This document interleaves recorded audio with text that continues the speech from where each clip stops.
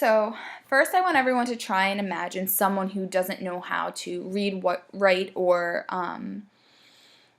play music. Someone who doesn't even know how to play an instrument.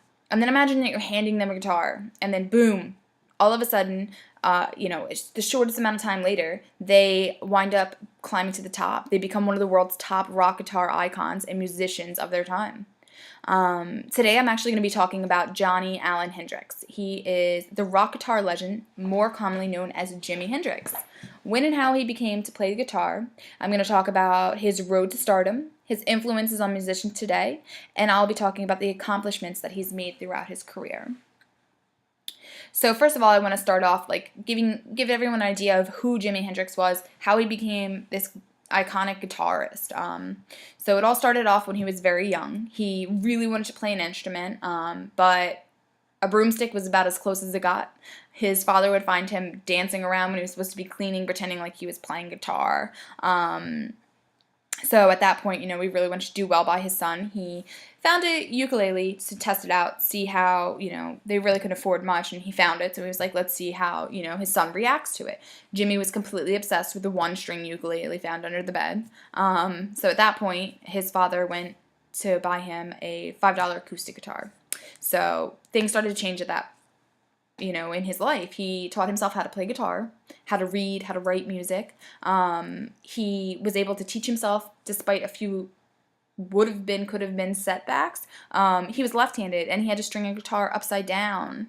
He was left-handed and he had to force himself to play a right-handed guitar. But he was able to do it, and he did it extremely well. So now I'm going to take you a little bit through, after talking about how he got to play guitar, I'm going to take you about what happened once he was able to really, really play. So immediately after learning how to play acoustic, he joined some bands and he formed his own.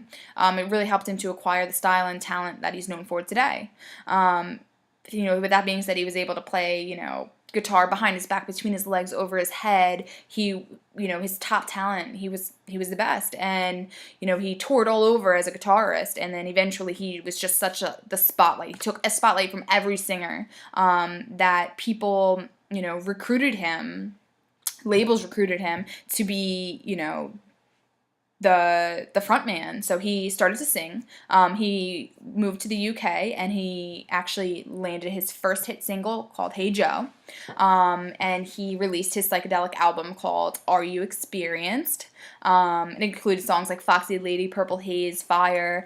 He had huge success in the UK. So with that being said, he wanted to come to the US and try it out, see if he was able to be successful. He opens for bands like the Monkees. However, the crowd reaction really wasn't that great, so he went back to focus on writing. He then created his great hit called Wild Thing. It went pretty much into success overnight. It became, at that point, his milestone. Him and his band became the most popular, highest grossing touring acts in the world. So now that I've really covered how, why, where Jimi played his guitar, how he created his success, I kind of want to take a minute to recognize some of the musicians that have been so greatly influenced by his style, by his talents. Mostly everyone will recognize the musical icons, such as Prince, if you're familiar with the Chili Peppers, John Frusciante, Paul McCartney,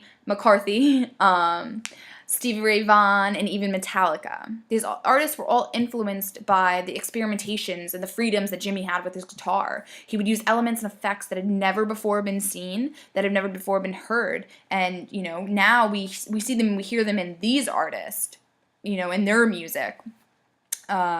So lastly, I really want to touch base on what he has accomplished. He was elected into the Rock and Roll Hall of Fame in 1992. He received the Grammy Awards for Lifetime Achievement Award. Not only that, he really helped to popularize different pedals in mainstream rock that really give them the sound that identifies certain styles of music and the subgenres of rock. He really pioneered that through his experimentation, and also the effects in rock music recordings. Unfortunately, he passed away at age 27 due to drug overdose. But these accomplishments have just surpassed any of anyone's wildest expectations. with that being said, I really want to wrap things up. I told everyone a little bit about Jimi Hendrix. He was the most influential guitarist, musician of his time.